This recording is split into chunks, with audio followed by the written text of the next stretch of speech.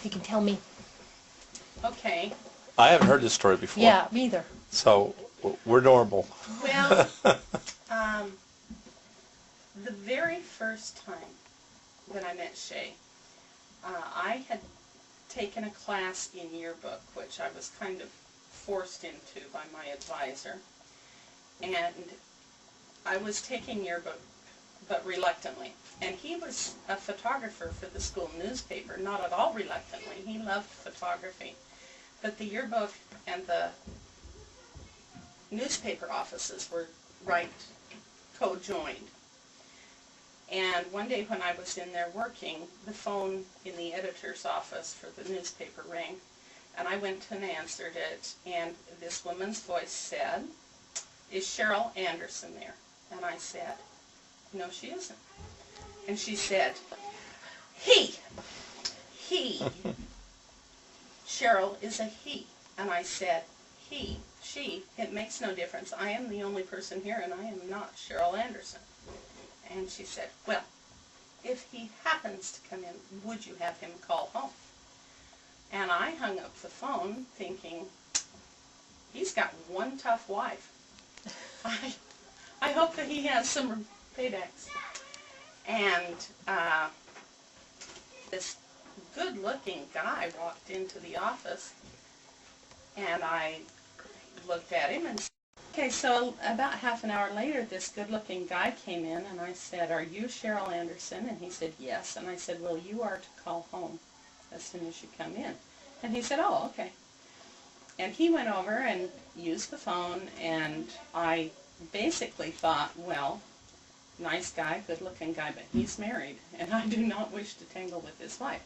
Well, actually, his situation was he was living at home with his parents, and it was his sister who had called, and his father was in the last stages of dying, and so whenever she needed to get a hold of him, she was pretty brusque, trying to reach him about medical situations at home, which I didn't learn that for 3 more months, because then in January, he started hanging around more and more, and I finally asked him something about his wife, and he was shocked and horrified.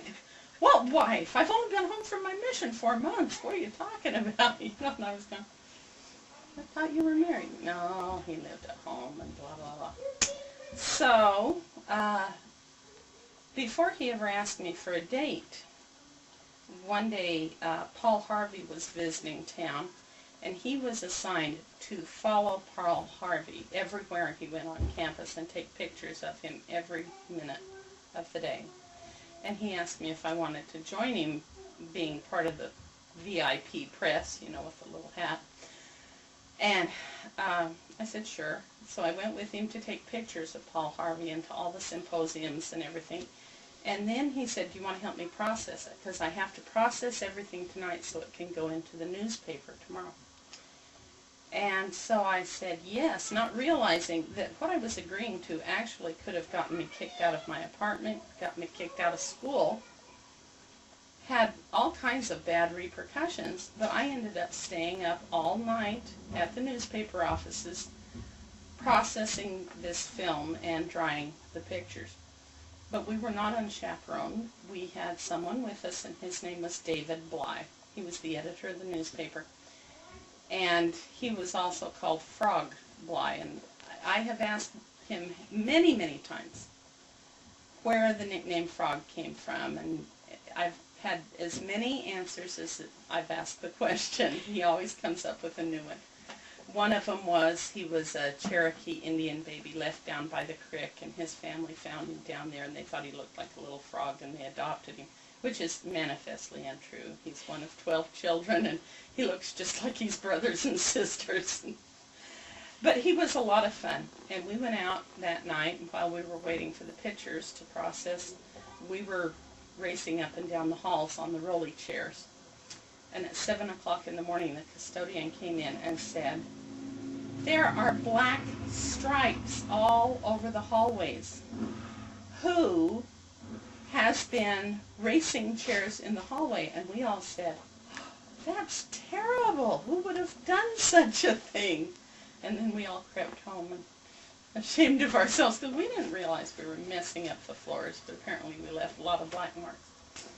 And I got home just in time to shower and change my clothes and then go to work in the dish room, which is where I worked, and helped serve breakfast in the cafeteria. Well, after that, he asked me to the movie, or not the movie, the live play, Romeo and Juliet, that was playing. And I was really excited about the idea of going to the play, but I felt I didn't have a decent thing to wear. So I went out and bought fabric and made myself a new dress. And the play was on Friday night. And by Friday night at 6 o'clock I was still sewing, and I didn't have the zipper in, and I didn't have the sleeves finished.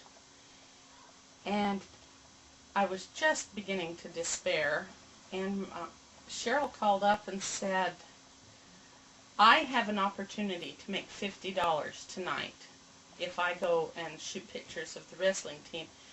Would you be willing to postpone our date until tomorrow night, but I'll be able to take you to dinner also, because I'll have made enough money to do that. And I said, well, I guess. It's very disappointing, but somehow I'll cope with it. And so he went off to photograph the wrestling team, and I sat down and had time to finish my dress. But while I was working on it, I thought, it's just not fancy enough. It's not quite pretty enough. What it needs is maybe a chiffon dress over the top of it to soften it and make it a little. And I started talking about taking some chiffon that I had on hand and making it a dress to go over the top of my dress. And my cousin and roommate Nelda said, you are crazy. Finish the dress you're working on. Don't take on anything else. You're acting just like our mothers. You're expanding the job to fill the time available to do it. So just finish this dress. So I finished that dress that night and didn't give it another thought. And the next morning he came by and said, hey, you want to help me process the wrestling pictures? Which, no, I didn't want to, but I did want to spend the day with him. So I went up and we went in the dark room, and there were a lot of jokes about what developed in the dark room. But the fact is, a long relationship. We processed photographs through the different chemicals, and that's basically what we did in the dark room. And then that night we got dressed and went to the play. And I discovered that I had not left enough allowance in the sleeves.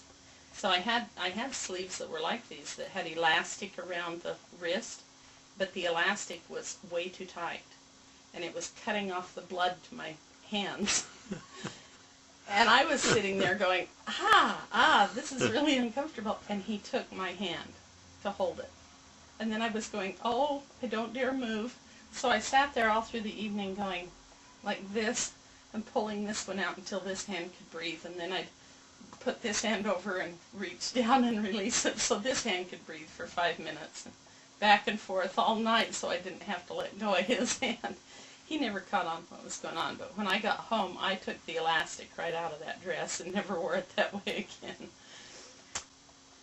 Let's see, from January until May, and then we went to the John Denver concert and the Glenn Yarborough concert, and there were other popular singers at that time.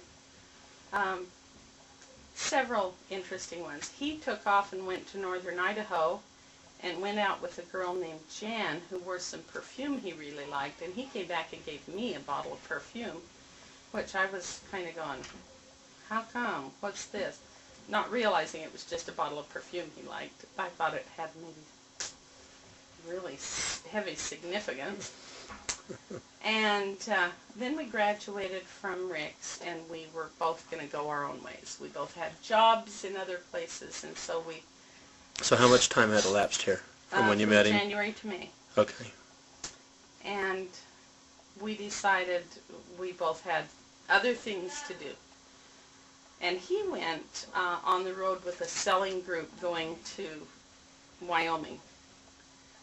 And I went to Salt Lake City to work in a photo processing house. It was something I'd learned how to do while I was in college. Didn't take a class in it, but I had called down through the phone book and found a place that was hiring, and so I learned how to process film on a commercial scale. And Was that sun photo? no, it was a competition of sun Okay. photo. It was Cinecolor, and I think they're long since out of business.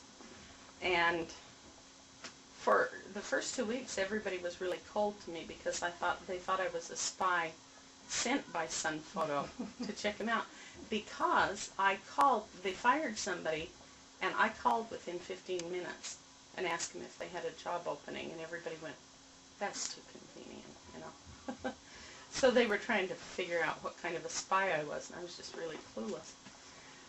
So I was living with my sister Jeannie and her husband Alan, and working at Cinecolor, which was right downtown on Social Hall Avenue in Salt Lake. And Cheryl was out in Wyoming somewhere doing this selling thing, and the first time he got a weekend off, he headed for Rexburg.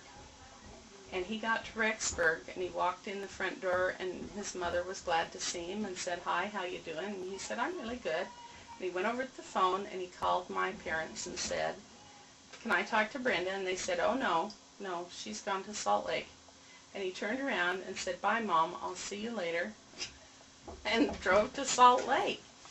So he'd gotten my address and where I was working, and he left immediately, and his mother was pretty insulted.